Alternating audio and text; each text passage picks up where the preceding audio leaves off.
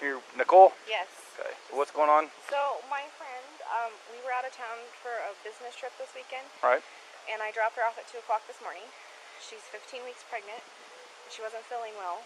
And she had a doctor's appointment this morning at 9. And I told her to let me know if she needed me to take her. She's got 2 little girls. The story begins shortly after the police department of Frederick, Colorado received a call about a missing person. Nicole Atkinson was a friend of Shanann Watts.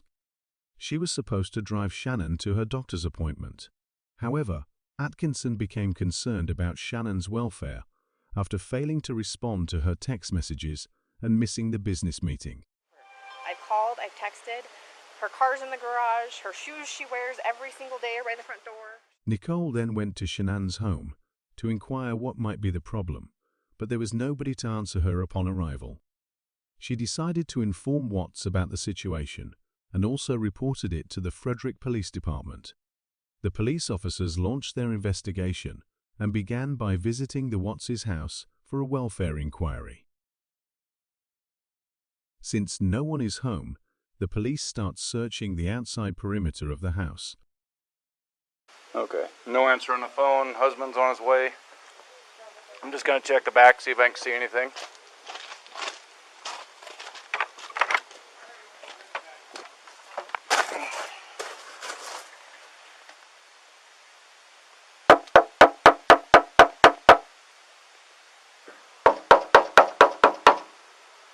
Worried that there was no response at the door, Nicole contacts Shanann's parents, inquiring about her whereabouts. They mentioned that the last they heard from her was that she said will be visiting her friend the next morning. This is her parents. Alright, what's the key code the garage? Shanny's house. The cops are there. Well, I can't go in, but if they allow you to go in, I have to have the property owner's permission to enter. Something's going on. Okay. Well, he's the property Well, owner. police told me Shannon was at her girlfriend's house. Do we know who that is? Do we know who? Or phone number? What's Chris's phone number? Hey, Chris, Officer Coonrod for the police department. Pretty good. So, do you have any idea where your wife is?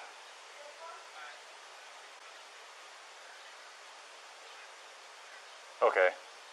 Right. Well, my concern is her car's here. They're saying she is diabetic. I don't want her, if she's upstairs and can't respond. The neighbor over there said he has a camera that sees go out review. on the street. So, sorry. We asked him if he could see if he was able to see if she ever left the house. All right. That'll He work. got in someone else's car. Chris was married to Shanann Watts. They had a picture-perfect life with their 2 daughters, Bella and Celeste, with the 3rd one on the way. Chris Watts returns home from work and allows police to enter the property. Scott, how you doing? How's it going? So this is the only vehicle she would have? Only one that, yeah. She would drive? Okay. Chris tells police that Shanann told him that she will be going to her friend's house with the kids later that evening. That was the last he heard from her. You checked upstairs? She's not there? I just want to make sure she's not passed out somewhere. Is she diabetic?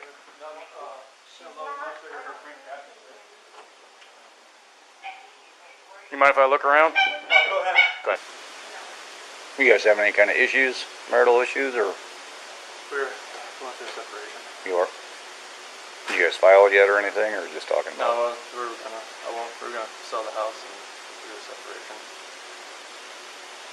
How's that going? It's going Civil for the most civil, part, or? yeah.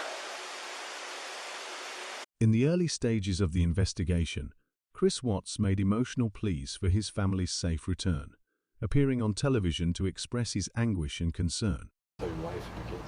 Shanann, Bella, Celeste, if you're out there, just come back. Like, if somebody has her, just please bring her back. I need to see everybody. I need to see everybody again. This house is not complete without anybody here. She tell you anything about leaving, moving out? Not moving out. I mean, the last time I talked to her was this morning. She said she was going to take the kids to a friend's house, and that's where she was going to be. And then I've texted her today. I've never heard anything. But the car's Car's here. Car Right. seats are here. Unless somebody came and picked her up. But the people that I know, nobody's heard from her, nobody's seen her. Next, the police and Chris Watts are invited to his neighbor's home to watch the outside surveillance footage. I just want to go talk to him. I'm going to get his info real quick. No. Rocking back and forth. He never loads his stuff in and out of the garage ever. Like we can pick up cars coming this way, I get anything coming this way and making this turn. So, and usually at night I pick up the cars pulling the ear trim. So, unless they pulled right here, but I would have caught her walking out. During questioning, Chris denied being linked to anyone romantically or sexually. This raised a few questions, and as it turns out, Chris was indeed having an affair with a woman named Nicole Kessinger. During investigation, Nicole revealed that she was having an affair with Chris and was under the impression that Chris was in the process of divorcing his wife.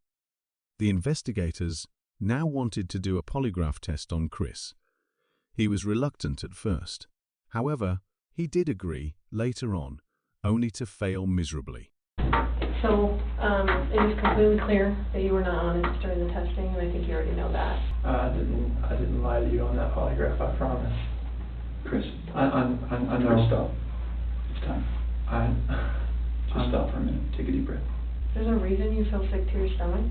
We're not here to play games. We're not here to do any of that with you. We just want to know what happened. It's not even an option right now because you did not pass the polygraph. So I know you were being deceptive. So I know you want to tell us.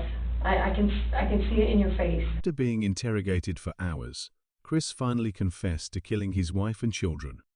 He claimed that morning he found Shanann in one of the children's bedrooms and that she had smothered them both to death.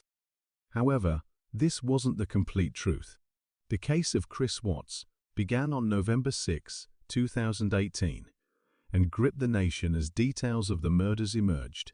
The prosecution presented compelling evidence, while the defense sought to explain the actions as a result of emotional distress and a strained marriage.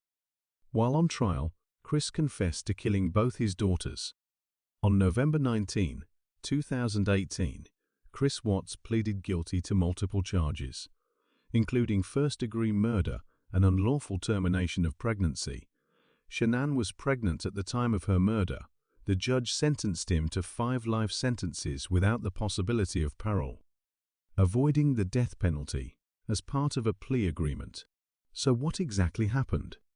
Shanann had suspected that Chris was having an affair. When she confronted Chris about the affair, it led to a fight, and in a fit of rage, Chris strangled her. Their daughter Bella walks into the room shortly after he killed his wife, and she asks her father, "What's wrong with Mommy?" Chris tells Bella that Mommy is sick, but she will be fine. He wraps her body in the bedsheet and drags her body downstairs as their daughter watches. Celeste is awake by now. Chris grabs Bella and Celeste and puts them in the truck along with their mother's body. They then drive up to survey 319, an oil well site where Chris works. Once they reach the site, Chris smothers Celeste to death as Bella watches. He then reaches to grab Bella. Bella cries saying, "No, Daddy, please don't hurt me." Chris then smothers Bella. Chris proceeds to bury Shanann in a shallow grave just outside the perimeter of Survey 319. He then dumps his daughters in individual oil well tanks. After disposing of the bodies, Chris then drives to work to start his shift.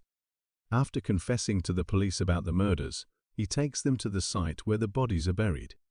So what was Chris's motive behind doing all this? No one to this day knows why Chris killed his family.